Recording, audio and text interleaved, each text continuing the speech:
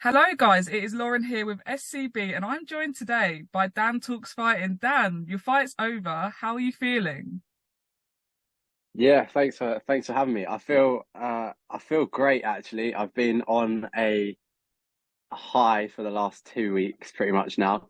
I've been non-stop eating McDonald's, Domino's, the whole shebang. Nice. But finally ready to kind of put my head back down and potentially start training again. But yeah, no, it's been a great 2 weeks. I felt on top of the world to say the least. Ah, that's nice to hear. What did you make of the whole event out of interest? Yeah, really good actually. I didn't stay after my fight, but I rewatched all of the fights and the whole stream after the next day and loved it. I thought it was really, really good. Production wise, great. There was a few technical issues to begin the stream with, but I think that's inevitably going to happen at this stage. But overall, massive improvement from number one. Sure. Uh, so if they keep going the way they're going, this could be a serious uh, thing going forward. I'm really looking forward to seeing what else they can do. Oh, well, talk me through your fight. So, obviously, during it, to me, it looked like you were in control. Did it feel like that during your bout? Yeah, I think I got a little cocky during the third round as well. I have my hands down a little bit of the time. Yeah, I felt in control the whole fight, and the last round, I felt like I'd done enough to win. So I kind of just coasted the last round and didn't really take it as serious as I probably should have. Probably should have tried gone for the finish maybe. Um, but all I remember of the fight mainly is because it wasn't very loud in the arena. I could just hear my coach all the time. Uh, so anything he was saying, I was trying to implement, and I broke the video. I broke my fight down on my YouTube channel, and I I just remember hearing everything he was saying. I was then doing in the fight. So I was really proud of myself. I was really proud of my team and my coach. Um, and yeah, maybe next time I just need to not get a little cocky and try and get the finish rather than just get to the end of the decision, if you know what I mean. Yeah. Have you had any fight experience before that? I had two charity fights, but they were, I think, like 5 years ago. So I've had that. I don't want to say experience, but it is kind of experience. Those years do add up Definitely. and help.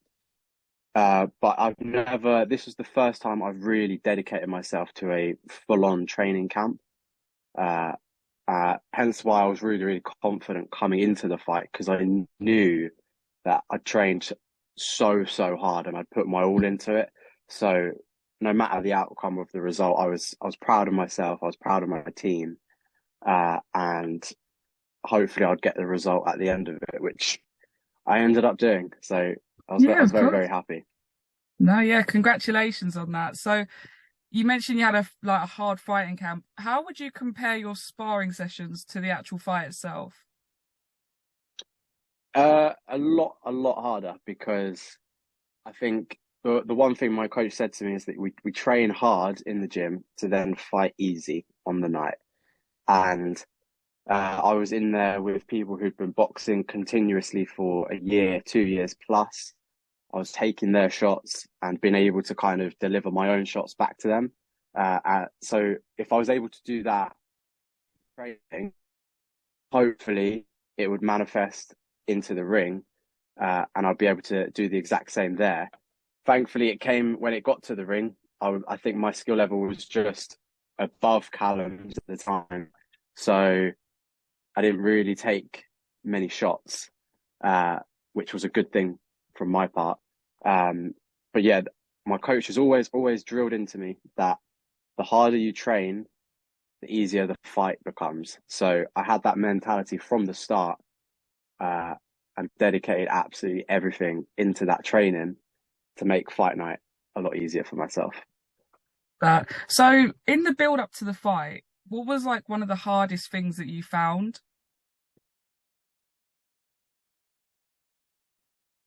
Probably the nerves, I'd say. I was portraying a very confident side, and I was portraying that I thought I would win in the first round. But deep down, I was bricking it. I was so nervous. Um, and even on fight night, I remember being really nervous. I think the saving grace was that I would I became a student of the game very quickly, and I just decided I'm going to put all of my trust into my coach. So whatever he says, I'm just going to do, no matter if I think it's the right thing or the wrong thing. Uh, so as soon as we got to the event on the day, he had a little mat out for me and a little pillow, and he was like, "Right, you're gonna try and go to sleep for like an hour or whatever." I was like, "Okay, cool." Like, and relax myself a little bit. Um, so I think the most difficult thing was the nerves, dealing with the nerves. But now I've got that out of the way. I've had another fight. I feel, I feel a lot better, and I feel like if I were to do one again, kind of side might not be there, which is a good bonus to have. Definitely, and that's where you have the experience as well. That's always going to help you. So on the night, I don't know if you've watched any of the fights back, but did anybody shock you on the card? Maybe for the good or bad? Yeah, I think uh, the main event I think was my favorite fight by far. Because in the build up, I thought Bad Boy was gonna win quite comfortably. Uh, so I was quite impressed with JST's skills that he Hmm. was showcasing in that fight.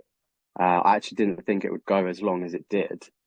Um, so I think he shocked me in a good way. And then on the flip side, even though he only had 7 days to train, I was kind of expecting a little more from Afro. Okay, I yeah, thought he, yeah, yeah, I thought he might have had behind the scenes training before that, if you know what I mean. yeah. Um, and I think the hype was real behind him, right? Everyone kind of wanted him to really do well. Mhm. So maybe I had my expectations a little too high for that one, but um, overall, I'm very impressed with the whole event. I'm very impressed with all the fighters that took part. It was a great event. It was really good. Love to hear that. I'm sure the boys will be happy to hear that as well. So, fight's done and dusted. Do you have your eyes on any future opponents?